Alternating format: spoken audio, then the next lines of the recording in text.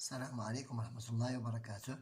Je consacre cette séance à la leçon de la géométrie sous le titre Les angles et nous travaillons seulement aujourd'hui les angles et la bissectrice d'un angle de la page 64 à la page 67 toujours dans le manuel de petit matheux, la classe de la 6e année primaire. Maintenant, passons à notre leçon d'aujourd'hui, de la page 64. Je propose de suivre la première question. Je dessine un angle AOB. Voilà, j'ai dessiné un angle AOB. Et sur une feuille, je découpe l'angle, j'ai découpé l'angle. Je plie de tel que OA, demi-droite OA, coïncide avec la demi-droite OB. Voilà, je dois coïncider OA avec OB de cette façon-là. Voilà OA, voilà OA. Et voilà OB. Je vais coïncider les deux demi-droites. Je les plie en deux parties égales. Voilà, j'ai plié en deux parties égales. Voilà la trace de la plie. Donc, je place un point I sur ce trace. Je trace un point I sur ce trace, voilà. Je vais l'appeler I. Et je trace à l'aide d'une règle la trace du I. Voilà. Je vais tracer voilà.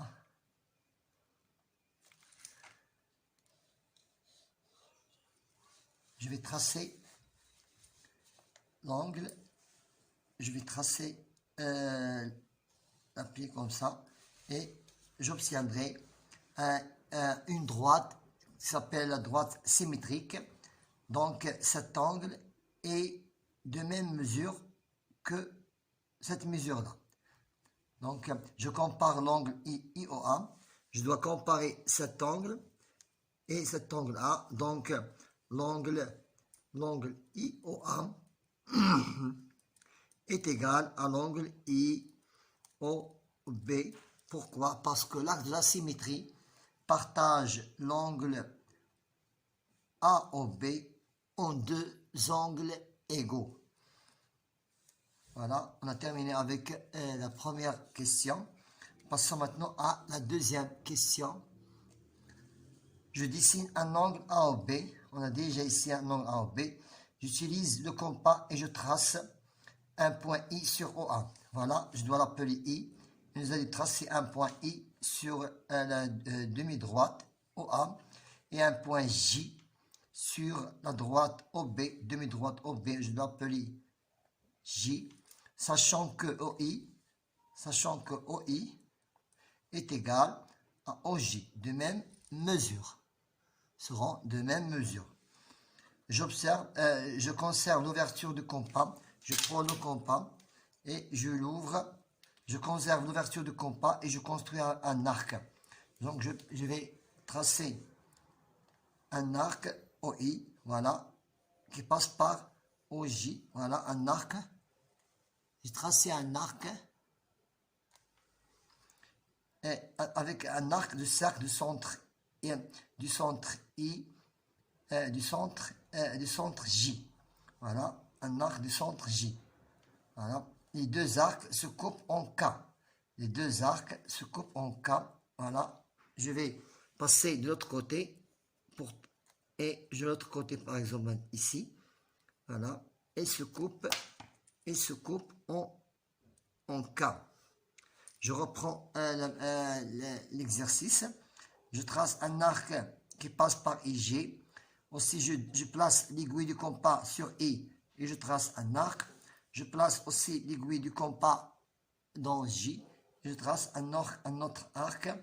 Voilà, il se rencontre en un point qui s'appelle K. Je mesure K. Je mesure l'angle KOI. Et je mesure l'angle KOI. Donc, je n'ai qu'à tracer la bissectrice. La bissectrice, voilà, qui passe par le milieu.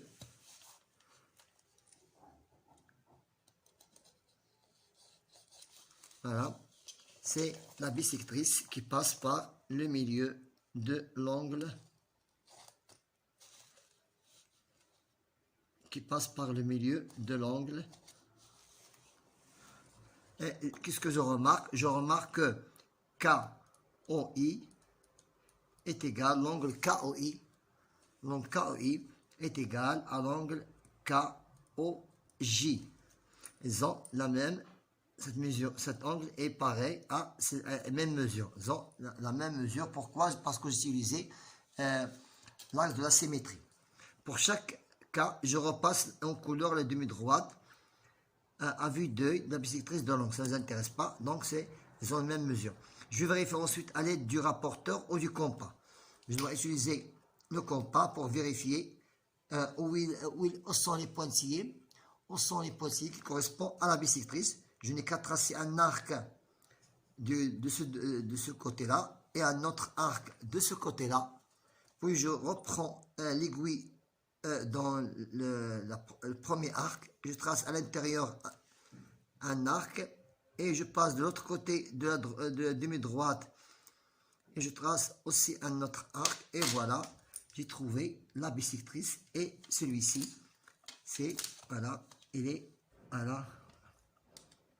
en rouge, voilà, la bisectrice. Le même travail qu'ici, je pose l'aiguille sur le sommet de l'angle, un arc de ce côté et un autre arc de ce côté-là. Puis je reprends l'aiguille dans la demi-droite et je trace à l'intérieur un arc et je passe de l'autre côté de demi-droite numéro 2 et je trace aussi un arc à l'intérieur. Point d'intersection, c'est la bisectrice. Voilà. Passons au deuxième exercice.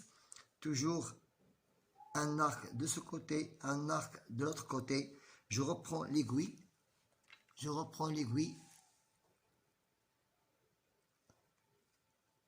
Voilà, je reprends l'aiguille dans l'arc dessiné pour tracer un arc à l'intérieur. Et de l'autre côté aussi, je pose l'aiguille et je trace un autre arc pour coïncider, pour trouver l'intersection des deux angles. J'ai trouvé ce point, voilà, et je trace la bisectrice qui est, passons à ce côté-là, le même travail, je trace un arc, je ne dois pas différencier l'ouverture de compas, je dois laisser l'ouverture telle qu'elle est. Je passe de ce côté et je trace un arc. Je passe de l'autre côté et pour tracer un autre arc, je vérifie. Voilà, on a trouvé le point d'intersection qui est ici. Et voilà, l'axe de la symétrie, c'est la bisectrice. Maintenant, passons à la page 65. Je construis la bisectrice de chacun de ces angles suivants. Voilà, on a trouvé cet angle qui est 80. Je n'ai qu'à chercher 40. Voilà, j'ai ici 40. Voilà, 40 degrés. Donc, 80, c'est 40 degrés. Et la bisectrice, je prends la règle et je trace l'angle, la bisectrice à 40 degrés. Donc, cet angle est 40 degrés et cet angle A est de 40 degrés. Ici, nous avons 120. Je n'ai qu'à chercher la moitié de 120. J'ai divisé par 2 est égal à 80. Je dois le diviser par 2 pour avoir la moitié, ça veut dire 60 degrés. Voilà, 60 degrés et celle-ci. La mesure est celle-ci. Voilà, c'est 60 degrés. Voilà, ici nous avons 60 degrés et ici nous avons 60 degrés. Ici, nous avons 60. Je n'ai qu'à diviser 60 par 2 est égal à 30 degrés. Je n'ai qu'à chercher 30 degrés. Voilà, 30 degrés. Comme vous voyez ici, nous avons 30 degrés. Je n'ai qu'à chercher 30 degrés et je relie par au sommet pour avoir une bissectrice. Pour avoir une bissectrice de 30 degrés. 30 degrés. Maintenant, la question numéro 5. À l'aide du rapporteur, je construis la bissectrice de chacun des angles suivants. Je dois utiliser maintenant le rapporteur au lieu du compas. 56, quelle est la moitié de 56? Voilà, la moitié de 56. 50, c'est 25. 25 plus 3, 25. Plus 3, c'est 28. Voilà, nous avons 20, 25, 26, 27, 28. 26, 27 et 28. Voilà, c'est 28. Je dois ici noter 28. Et je n'ai qu'à faire tracer la demi-droite ou bien la bissectrice. Donc ici, tu as ici 28 et ici 28 degrés. Voilà, nous passons ici à 80. 80, c'est 40 degrés. Je n'ai qu'à poser le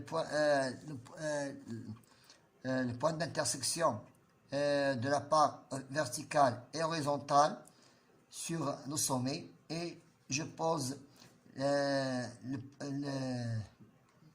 0 degré sur l'angle et je cherche 40 degrés. Voilà, c'est 40 degrés. J'ai trouvé 40 degrés et je n'ai qu'à tracer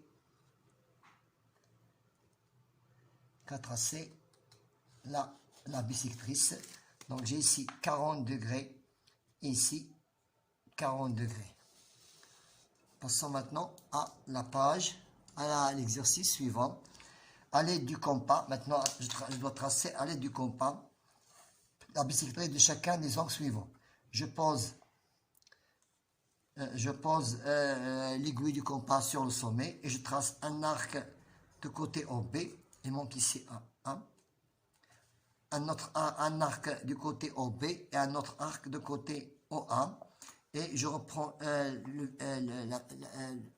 même aiguille sur ce point de l'arc et je trace un arc à l'intérieur. Et de côté OA, je trace aussi un arc à l'intérieur, le point d'intersection pour relier ce point au sommet et avoir la bissectrice et avoir une bissectrice. Je reprends le même travail. Voilà, je trace un arc du côté IG et un autre arc du côté IK. Je reprends l'aiguille de ce côté-là qui est IK. Je trace un arc à l'intérieur et sur l'arc de côté IG, je trace un arc à l'intérieur pour avoir un point d'intersection et tracer la bissectrice. Voilà. Maintenant, je donne une estimation de chacun d'angle, puis je vérifie avec mon rapporteur. Donc, cet angle, je ne dois pas le mesurer, je dois le mesurer à l'aide du rapporteur, mais je dois le nommer. C'est un angle, je dois l'estimer, mais je dois lui donner un nom seulement aigu. Un angle aigu, GEF,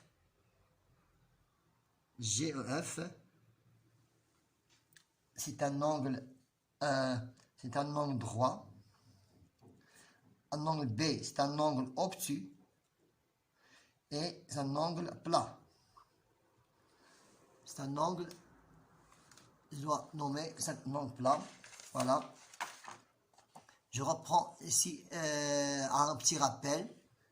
Un angle aigu, il est encadré entre 0 et 90 degrés. Un angle droit, il est égal à 90 degrés. Un angle obtus, il est encadré entre 90 et 180 degrés. Un angle plat est égal à 180 degrés. Un angle plein, elle est de ce côté 180 et 180, ça veut dire 360 degrés. Et pour l'angle nul, le côté OA et le côté UV et le côté U UW sont superposables. C'est pour cela qu'on a nommé, c'est un angle nul, 0 degré, dont le sommet il est à l'extrémité. Maintenant, passons à la mesure. Je mesure l'angle A. Je mesure l'angle A. Il est à 30 degrés. Il est à 30 degrés. Je mesure GEF. Il est à 90 degrés. Je mesure l'angle B. Il est à 135. Il est à 135 degrés. Et ici, sans le mesurer, il est toujours 180 degrés. Voilà, de 0 à 180 degrés. Maintenant, passons à l'exercice suivant. Passons à l'exercice suivant. J'observe l'angle et je complète le tableau. Plus petit que l'angle A. Plus petit que l'angle A. Donc, je cherche, je vérifie ensuite à l'aide du rapporteur. Donc, j'observe l'angle et je complète le tableau. Plus petit que l'angle A. C'est numéro 5. Et numéro 2. Et numéro 4. C'est l'angle 4. Et le numéro égaux ou égal à l'angle A, c'est 3. C'est 3 et 1 plus grand que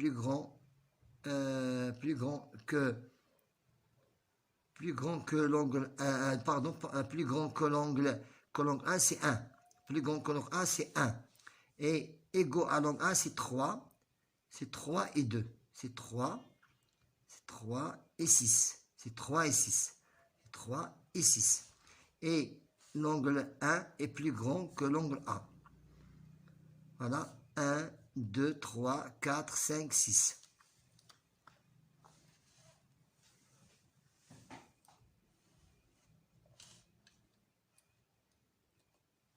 Maintenant,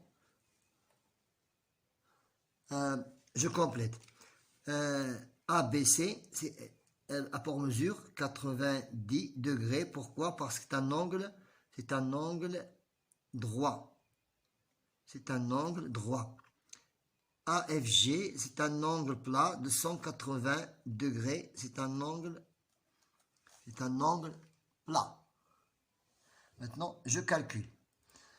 Donc, je calcule. Puisque c'est un angle droite, donc l'angle droite est de 90 degrés et l'angle qui est complémentaire, qui est 30 degrés, donc 80 moins 30, c'est 60 degrés. Ici, l'angle qui est entier est de 90 degrés moins 45 degrés est égal à 45 degrés. Ici, c'est l'angle donc 180 moins 45. 180 moins 40. 10 moins 5, c'est 5. 8 moins 5, c'est 3.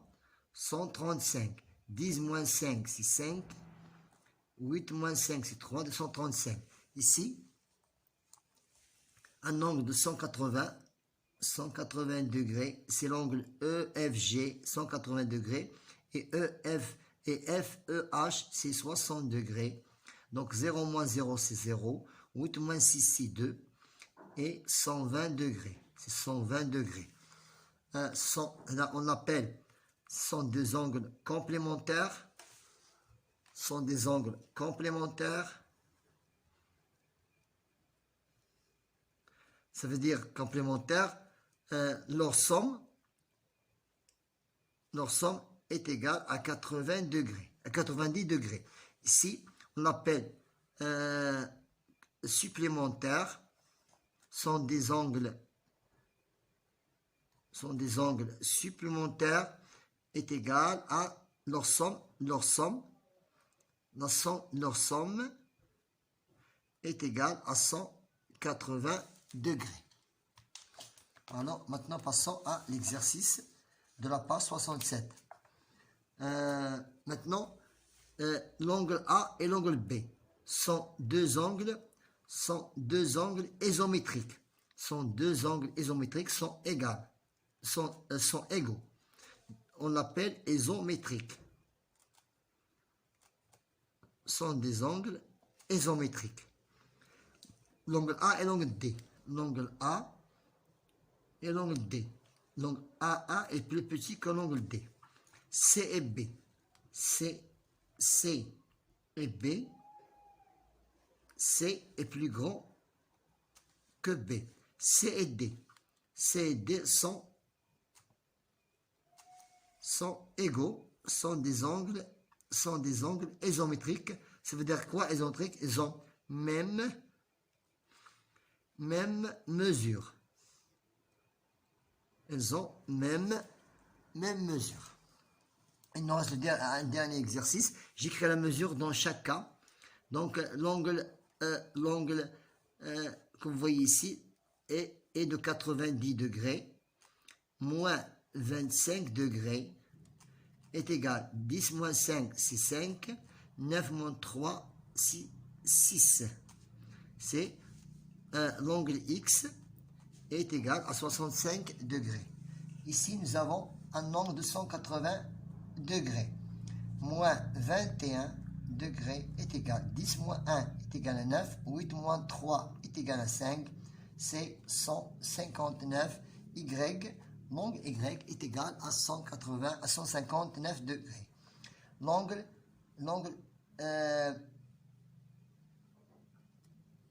Z est T.